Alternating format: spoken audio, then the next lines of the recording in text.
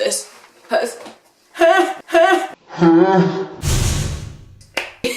Okay, somebody once asked me what the雰囲気 of ICU is like. I'm sure you'll hear a lot of different things about the university from different people. When I tell people that I go to ICU, sometimes I hear, oh my goodness, you go to ICU, like that's such a great school, that's such a great university. I also hear the, oh, you go to ICU, like seriously?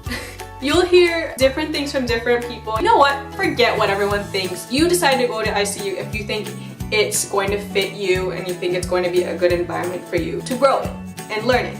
But the atmosphere of the school itself, technically all universities is a party school where you have people who really like to go out all the time. ICU definitely has some people who do that, but there are also people who are really serious about their studies, people really serious about their activities and their involvement with the school. I do think that students at ICU are pretty well balanced and well-rounded. They balance social activities, their clubs and circles, whatever it is, their social life, and their studies. Yeah, students are pretty serious about their academics, but they also like to have fun.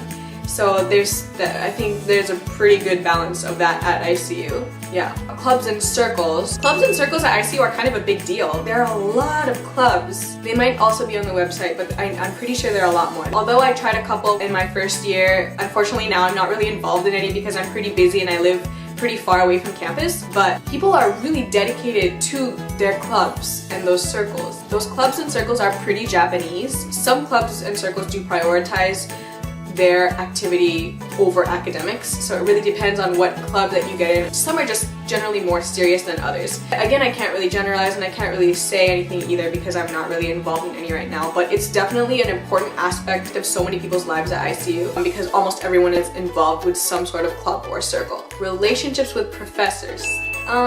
One of the features that ICU promotes is that it does have a faculty to student ratio of 18:1. This is really nice because you can get as close as you want with professors depending on your major, depending on the class or your course, and obviously depending on if you can communicate with the teacher in the same language and how close the professors want to get with their students. I've come across some great professors. They're really comfortable teaching and really open to students in general. I have taken some classes where there were only 3 students, the teacher and the TA. It became a really comfortable environment. It was almost like it was really fun. What's really great about those classes is the teacher can individually address the students and there's time for everyone to give a presentation, whereas if the class is like 60 students, obviously you can't have a presentation from every single student. Because of the nature of the relationship between the professors and the students, I'm sure you'll be able to find a great senior thesis advisor, considering that there are a variety of professors to choose from and that you can develop a relationship with them so that they can personally assist you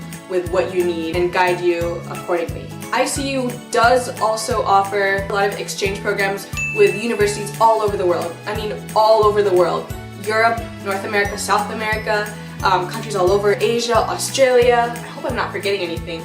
There's so many opportunities to go abroad. It's also why there are so many students from around the world coming to ICU because ICU has so many connections with those universities. You can choose to go on exchange for a term or for a year. I think you can get those credits transferred, although I heard it might take a while. I personally didn't decide to go on exchange. You are required to take a TOEFL to be able to do that, but I did go on a program not organized by ICU but by the JICUF, the Japan ICU Foundation. I was able to spend a month in New York last year networking with a lot of professionals from different backgrounds, volunteering with Habitat for Humanity or the Bowery Mission, and just exploring New York on my own. It was a really great opportunity. It's one of the best places I've been to in my life. I haven't been to that many places in my life. I really enjoyed the month that I spent there. I have a short video on that if you want to check it out. I'll link it below. If you have the opportunity to do an exchange or even just visit another country for a week or a couple of days, anytime that you get to experience or come across a different culture and community is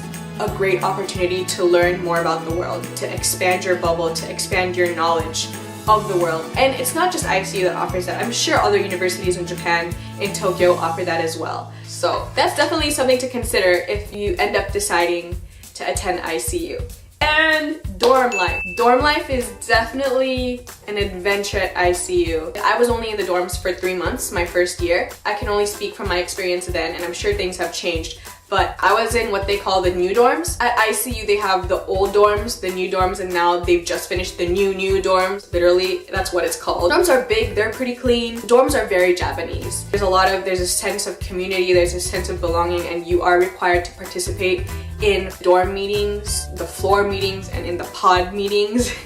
I'm not kidding, they had these, and if you didn't go, you had to pay. So obviously, I didn't want to pay. I had to attend and sit at these meetings, which were entirely in Japanese, so I had a hard time understanding.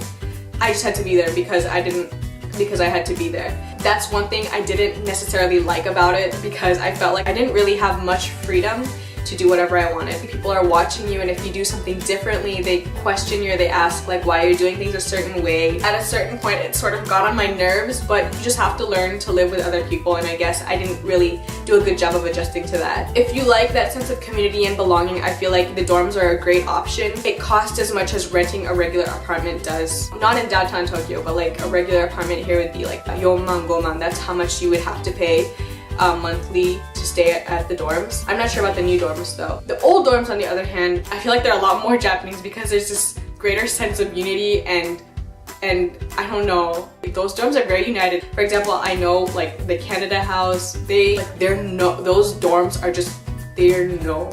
If you say you're from those dorms, people know what you're talking about. Dorm life is pretty great, I would say, if you really like being with other people. I personally liked keeping to myself more. Short-termers, they stay in the dialogue house, which is above the dining hall. Those dorms they're individual. You get a room to yourself. Whereas I'm pretty sure the other dorms you share with a roommate. So I hear like those are really, really nice. So if you end up in that, if you're a short-term exchange student and you end up in the dialogue house, those are nice dorms. I feel like the people who do stay in the dorms though make more friends. That's something that I really appreciated about being in the dorms, is I met so many different people. I made new friends, and it helped me sort of settle into ICU. If you commute to ICU, it's really hard to connect with other people because you're just not there most of the time. Commuting to school, you just don't have as much time to hang out with people because you're not on campus most of the time. It does cost, at least for me, it costs a lot of money to get to campus.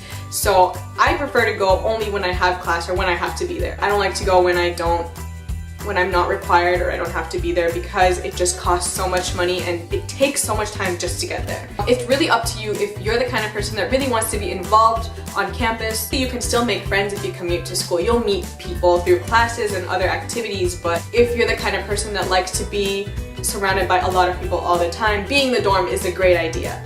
Let's see, is that all? I think that's everything I was planning to talk about. Obviously, I can't answer all the questions that I've been asked, partly because I can't even remember some of them. But if you do have any other questions or things that you would want me to address about ICU, feel free to leave a comment below, subscribe, like this video. Most of you watching this video probably do already know me, or at least you might know some of my siblings, so feel free to send me a Facebook message or an email, and I'm willing to get back to you. For anybody who is planning to attend ICU in Japan, I want you to be able to make the right decision for you. And so I hope that these videos help you understand more of what you're getting yourself into, and that you end up making the right choice of where you want to go to university. With that said, thanks for watching. Bye!